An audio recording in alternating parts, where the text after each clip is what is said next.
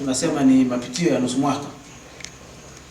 Tulipanga mapato ya ndani bilioni 4.1, lakini mpaka kufika Disemba hali halisi ni 1.7 bilioni, na matumizi tuliweza kufanya matumizi ya 93%.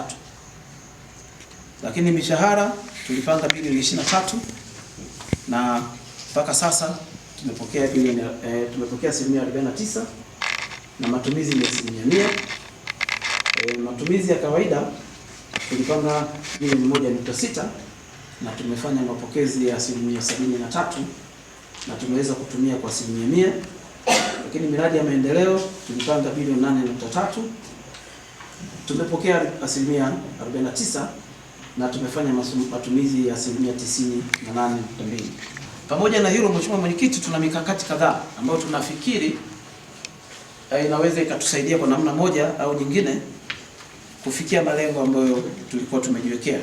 Mkakati wa kwanza, tumepanga kuendelea kuimarisha mapato ya ndani kwa kuibua vyanzo vipya vya mapato. Na Mheshimiwa Mwenyekiti, kwenye eneo hili kwa mwaka wa fedha unaofuata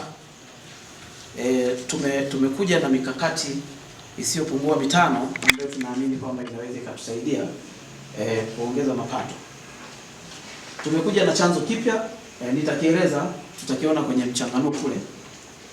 Chanzo cha mizani, tumeshapata mdau mmoja ambaye amekubali kuweka mzani kwenye eneo la soko pale mnadani, ambapo tunaamini katika kupima yale magari yetu yanayobeba mazao, sisi tumefikiri kwamba tunaweza tukapata kiasi kisichopungua milioni 20 kwa mwaka.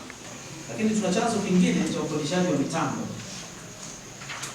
Ndio tuna mtambo mmoja ambao umekuwa hutumiki. Wale ambao wanapita kwenye eneo ile la kwenye yadi ya ujenzi pale, kuna mashine moja pale ni hydrophone. Sasa kitaalamu inaonekana hatuwezi kutumia kwa sababu tu tunakosa mchanga unaofaa kwa ajili ya mashine ile. Lakini wako wadau mbalimbali. Recently tulipata mdau kutoka Enabel alikontrakt kazi, na tukawa tumekodisha kwa siku shilingi 100,000. Leo ilikuwa ni siku ya kupitisha bajeti ya halmashauri ya mji wa Kasulu, na tunashukuru Mungu kwamba bajeti tumeiona na ina mambo mengi sana, kwa sababu si mchezo kupitia kwenye peji 78 ili kuweza kujiridhisha ni yapi ambayo yanastahili kufanyiwa kazi ili bajeti iweze kukizi kuleta maendeleo ndani ya mji wa Kasulu. Sasa kuna vitu ambavyo tumetazama, ikiwa ni pamoja na mambo mbalimbali ambayo yamependekezwa.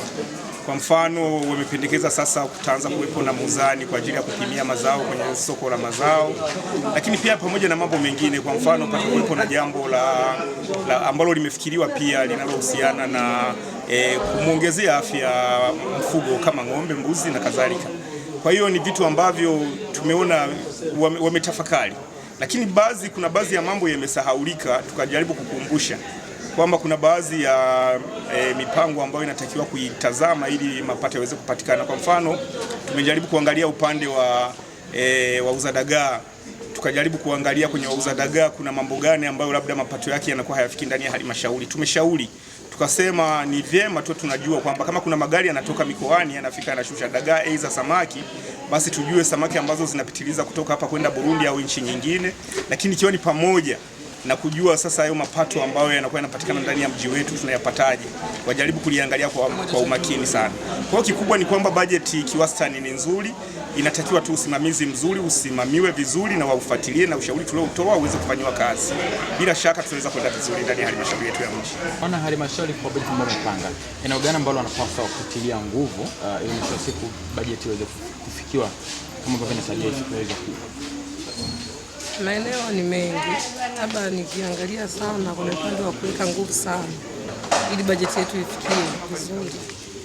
Upande kwenye masuala ya majengo wanadai kwamba wao wanakusanya, lakini naona kwamba bado haijafikia kiwango.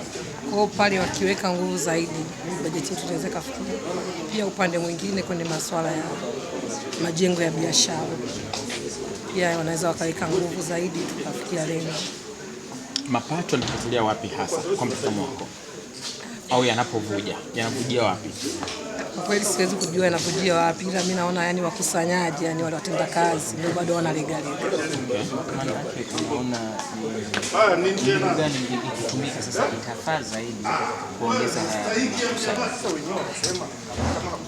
ni swala tu la kiongozi kwa wale watu ambao waliwekwa tayari kwa ajili ya kukusanya mapato, wawashimikize wakusanye mapato kwa wakati, ndio tutafikia leo.